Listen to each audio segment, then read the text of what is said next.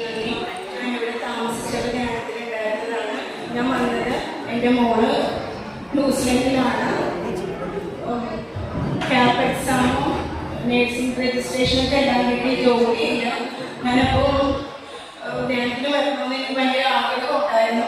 അങ്ങനെ ഞാനിവിടെ ധ്യാനത്തിന് വന്നു. 12 എൻ്റെ മോളുടെ ഇൻ്റർവ്യൂ ആയിരുന്നു. ഫോണൊക്കെ ആയിരുന്നു, വിവരമൊന്നും അറിയില്ല.